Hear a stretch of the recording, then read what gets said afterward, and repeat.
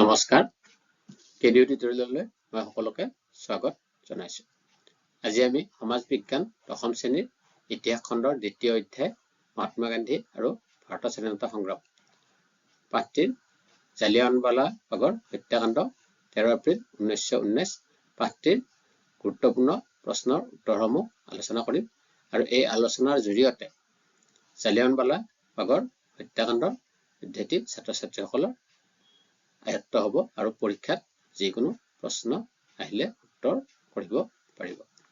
আমাৰ লক্ষ্য পৰীক্ষাত 100% নম্বৰ লাভ কৰা আৰু 100% নম্বৰ লাভ কৰাৰ লক্ষ্যৰে আমি প্ৰস্তুতি চলাম আৰু এই প্ৰস্তুতিৰ জৰিয়তে আমি পৰীক্ষাত 100% নম্বৰ লাভ কৰা সফলতা লাভ কৰিব পাৰিম। জালিয়ানৱালা বাগৰ হত্যাকাণ্ড ভাৰতৰ ইতিহাসৰ এটা গুৰুত্বপূৰ্ণ অধ্যায়। ব্ৰিটিছ শাসনকালত জালিয়ানৱালা বাগৰ হত্যাকাণ্ড সংঘটিত হৈছিলে। ভাৰতৰ ইতিহাসত যিমানবোৰ শোকাবহ ঘটনা সংঘটিত হৈছিলে, এই শোকাবহ হত্যাকাণ্ড সমূহৰ ভিতৰত অন্যতম শোকাবহ হত্যাকাণ্ড আছিলে জালিয়ানৱালা বাগৰ হত্যাকাণ্ড। এই হত্যাকাণ্ড সংঘটিত হৈছিলে 13 এপ্ৰিল 1919 চনত। ভাৰতৰ ইতিহাসৰ অন্যতম শোকাবহ হত্যাকাণ্ড সংঘটিত হোৱাৰ লগতে এই হত্যাকাণ্ডটো এক বিশেষ গুৰুত্ব আছে। বিভিন্ন পৰীক্ষাত জালিয়ানৱালা বাগৰ হত্যাকাণ্ডৰ প্ৰশ্ন দেখিবলৈ পোৱা যায়। গতিকে ছাত্ৰ ছাত্ৰীসকলে জালিয়ানৱালা বাগৰ হত্যাকাণ্ড পদ্ধতি গুৰুত্ব সহকাৰে ভালদৰে আয়ত্ত কৰাটো অতি প্ৰয়োজন আৰু আমাৰ পৰীক্ষাৰ বাবেও অতি গুৰুত্বপূৰ্ণ। মই আকৌ এবাৰ কৈছো, আমাৰ লক্ষ্য পৰীক্ষাত 100% নম্বৰ লাভ কৰা। গতিকে আমি 100% নম্বৰ লাভ কৰাৰ লক্ষ্যৰে আমি প্ৰস্তুতি চলাই যাম। আজি আমি এই অধ্যায়টিৰ গুৰুত্বপূৰ্ণ প্ৰশ্নসমূহৰ উত্তৰ আলোচনা কৰিম আৰু এই প্ৰশ্নৰ উত্তৰৰ আলোচনাৰ জৰিয়তে আমি পাঠটি আয়ত্ত কৰিম, যাতে আমি পৰীক্ষাত 100% নম্বৰ লাভ কৰিব পাৰোঁ। মই ছাত্ৰ ছাত্ৰীসকলক অনুৰোধ জনাইছো, কেডিও টিউটৰিয়েল চেনেলটো ছাবস্ক্ৰাইব কৰি দিয়ক, লাইক কৰক, শ্বেয়াৰ কৰক আৰু লগ বন্ধুৰ মাজত শ্বেয়াৰ কৰক। ছাত্ৰ ছাত্ৰীসকলে চেনেলটো ছাবস্ক্ৰাইব কৰিলে, লাইক কৰিলে মই উৎসাহিত হ'ম। গতিকে আমি মূল পাঠটোলৈ আহোঁ। ছাত্ৰ ছাত্ৰীসকলে এই পাঠটোৰ জৰিয়তে যথেষ্ট উপকৃত হ'ব পাৰিব। শেষলৈ চাবলৈ মই সকলোকে অনুৰোধ জনাইছো। জালিয়ানৱালা বাগৰ হত্যাকাণ্ডৰ বিষয়ে চমুকৈ লিখা। এইটো এটা অতি গুৰুত্বপূৰ্ণ প্ৰশ্ন।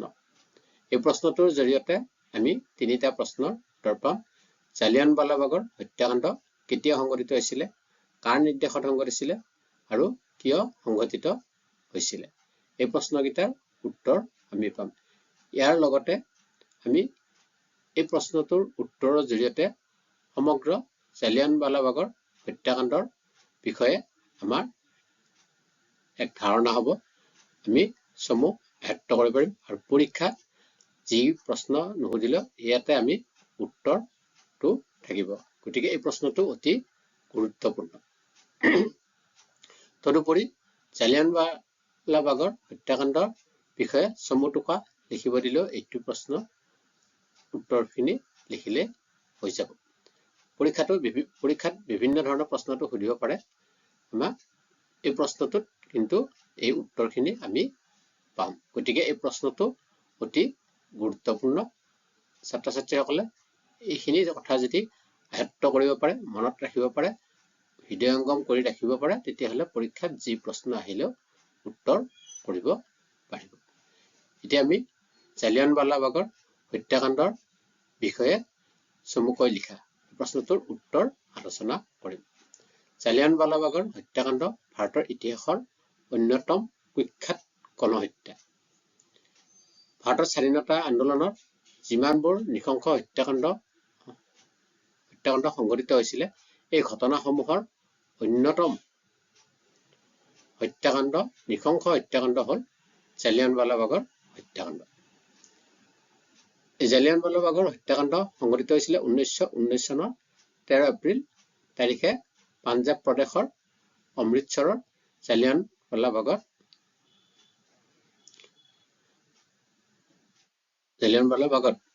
অৰ্থাৎ 1919 চনৰ 13 এপ্ৰিল তাৰিখে পাঞ্জাৱ প্ৰদেশৰ অমৃতসৰৰ জালিয়ানৱালাবাগত এখন গণসভা অনুষ্ঠিত হৈছিলে।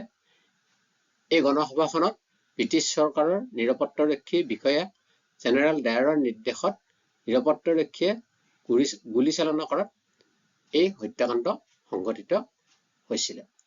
এই হত্যাকাণ্ড কাৰ নিৰ্দেশত সংঘটিত হৈছিলে? যে নিৰাপত্তাৰক্ষী বিষয়া জেনেৰেল ডায়াৰৰ নিৰ্দেশত পাঞ্জাৱৰ অমৃতসৰৰ জালিয়ানৱালাবাগত যি গণসভা অনুষ্ঠিত হৈছিলে, এই গণসভাত ব্ৰিটিছ চৰকাৰৰ নিৰাপত্তাৰক্ষী বিষয়া জেনেৰেল ডায়াৰৰ নিৰ্দেশত গুলীচালনা কৰাৰ ফলত এই হত্যাকাণ্ড সংঘটিত হৈছিলে। আৰু এই গুলীচালনাৰ ফলত নিৰাপত্তাৰক্ষীৰ গুলীচালনাৰ ফলত যি হত্যাকাণ্ড সংঘটিত হৈছিলে, সেই হত্যাকাণ্ডত শ শ লোকৰ মৃত্যু হয় আৰু বহুতো লোকৰ আহত হৈছিলে।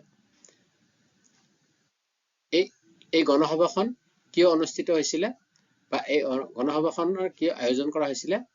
এই কাৰণটো হৈছিলে যে ৰাওলাট আইনৰ প্ৰতিবাদত 1919 চনৰ 6 এপ্ৰিলত হৰতাল কাৰ্যসূচীৰ পিছত 10 এপ্ৰিলত পাঞ্জাৱৰ দুজন জনপ্ৰিয় নেতা ডক্টৰ সত্যপাল আৰু ডক্টৰ কিটছলিউ গ্ৰেপ্তাৰ কৰি অমৃতসৰৰ পৰা নিৰ্বাসিত কৰা হয়।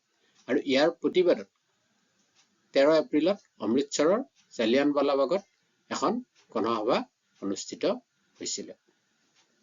অৰ্থাৎ ৰাওলাট আইনৰ প্ৰতিবাদত 1919 চনৰ 6 এপ্ৰিলত হৰতাল কাৰ্যসূচীৰ পিছত 10 এপ্ৰিলত পাঞ্জাৱৰ দুজন জনপ্ৰিয় নেতা ডক্টৰ সত্যপাল আৰু ডক্টৰ কিটছলিউক গ্ৰেপ্তাৰ কৰি অমৃতসৰৰ পৰা নিৰ্বাসিত কৰা হয়। আৰু ইয়াৰ প্ৰতিবাদত 13 এপ্ৰিলত অমৃতসৰৰ জালিয়ানৱালাবাগত এখন গণসভা অনুষ্ঠিত হৈছিলে। নিৰাপত্তাৰক্ষীয়ে জেনেৰেল ডায়াৰৰ নিৰ্দেশত নিৰস্ত্ৰ মানুহৰ ওপৰত গুলীচালনা কৰাত শ শ লোকৰ মৃত্যু হয় আৰু বহুতো লোক আহত হয়। এই শোকাবহ ঘটনাটোক জালিয়ানৱালাবাগৰ হত্যাকাণ্ড বুলি জনা যায়। এই ঘটনাই সমগ্ৰ দেশৰ জনসাধাৰণক শোকাকুল কৰি তুলিছিলে। এইখিনি আছিল আমাৰ জালিয়ানৱালাবাগৰ হত্যাকাণ্ড।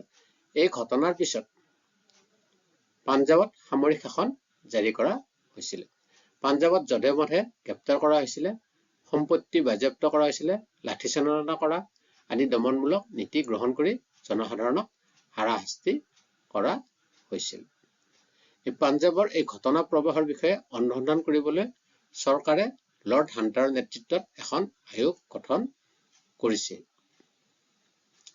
কিন্তু এই আয়োগে জালিয়ানৱালাবাগৰ হত্যাকাণ্ডৰ মূল নায়ক জেনেৰেল ডায়াৰক ব্ৰিটিছ চৰকাৰৰ চাকৰিৰ পৰা অব্যাহতি দিছিল যদিও তেওঁক জালিয়ানৱালাবাগৰ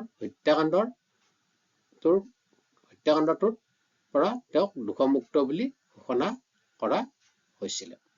জালিয়ানৱালাবাগৰ হত্যাকাণ্ডৰ প্ৰতিবাদত ৰবীন্দ্ৰনাথ ঠাকুৰে ব্ৰিটিছ চৰকাৰে প্ৰদান কৰা নাইট উপাধি পৰিত্যাগ কৰিছিল। অৰ্থাৎ এই জালিয়ানৱালাবাগৰ হত্যাকাণ্ডই সমগ্ৰ ভাৰতবাসীক শোকান্বিত কৰিছিলে।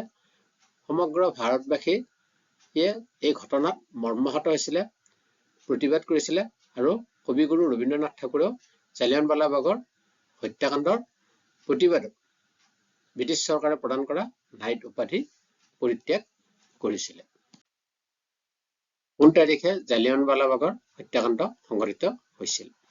জালিয়ানৱালাবাগৰ হত্যাকাণ্ড 1919 চনৰ 13 এপ্ৰিলত সংঘটিত হৈছিল।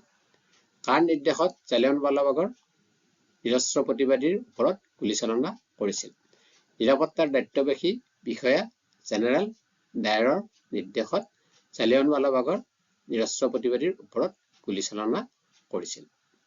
চতুৰ্থ প্ৰশ্ন, ৰবীন্দ্ৰনাথ ঠাকুৰে নাইট উপাধি কিয় পৰিত্যাগ কৰিছিল? জালিয়ানৱালাবাগৰ হত্যাকাণ্ডৰ প্ৰতিবাদত ৰবীন্দ্ৰনাথ ঠাকুৰে ব্ৰিটিছ চৰকাৰে প্ৰদান কৰা নাইট উপাধি পৰিত্যাগ কৰিছিল। এইখিনি আছিলে আমাৰ জালিয়ানৱালাবাগৰ হত্যাকাণ্ডৰ পাঠটিৰ প্ৰশ্ন উত্তৰ। মই আশা কৰিম ইয়াৰ জৰিয়তে ছাত্ৰ ছাত্ৰীয়ে সকলে পাঠটি আয়ত্ত কৰিব পাৰিব আৰু পাঠটি সম্পৰ্কত যি প্ৰশ্ন আহিলেও এই প্ৰশ্নৰ উত্তৰসমূহ কৰিব পাৰিব। যদি ছাত্ৰ ছাত্ৰীসকলে কিবা প্ৰশ্ন থাকে, খোকোজা থাকে, কমেণ্টত জনাব। মই এই প্ৰশ্নৰ উত্তৰসমূহ দিবলৈ চেষ্টা কৰিম। এই প্ৰশ্নৰ উত্তৰসমূহৰ PDF কপি কেডিঅ টিউটৰিয়েল ইডু কণ্টেণ্ট নামৰ ব্লগ পেজটোত পাব। এই ব্লগ পেজটোত বিভিন্ন প্ৰশ্নৰ উত্তৰসমূহৰ PDF কপি আছে। মই ডিছক্ৰিপশ্যনত লিংকটো শ্বেয়াৰ কৰি দিম। ছাত্ৰ ছাত্ৰীসকলে পেজটোত ভিজিট কৰিলে যথেষ্ট উপকৃত হ'ব পাৰিব। তদুপৰি মই ফেচবুক পেজৰো লিংকটো শ্বেয়াৰ কৰি দিম। ফেচবুক পেজটোৰ জৰিয়তে ছাত্ৰ ছাত্ৰীসকলে যথেষ্ট উপকৃত হ'ব পাৰিব। তাত প্ৰশ্নৰ উত্তৰসমূহ পোৱাৰ লগতে বিভিন্ন কম্পিটিটিভ পৰীক্ষাৰ সমূহৰ বাতৰি মোৰ দিয়া থাকিব। ইয়াৰ জৰিয়তে ছাত্ৰ ছাত্ৰীসকলে যথেষ্ট উপকৃত হ'ব পাৰিব। ধন্যবাদ। মই আজিলৈ আমাৰ প্ৰশ্ন উত্তৰ ক্লাছটো মই ইমানতে সামৰিব বিচাৰিছো। পুনৰ এটা নতুন ক্লাছত মই পুনৰ লগ পাম। মই শেষত ছাত্ৰ ছাত্ৰীসকলক অনুৰোধ জনাওঁ এবাৰ যে কেডিঅ টিউটৰিয়েল চেনেলটো ছাবস্ক্ৰাইব কৰি দিয়ক, লাইক কৰক, শ্বেয়াৰ কৰক, লগ বন্ধুৰ মাজত শ্বেয়াৰ কৰক আৰু যদি কিবা সুধিবলগীয়া থাকে কমেণ্টৰ জৰিয়তে মোক সুধিব পাৰে। মই সেই প্ৰশ্নৰ উত্তৰসমূহ দিবলৈ চেষ্টা কৰিম। ধন্যবাদ। আকৌ পুনৰ মই লগ পাম।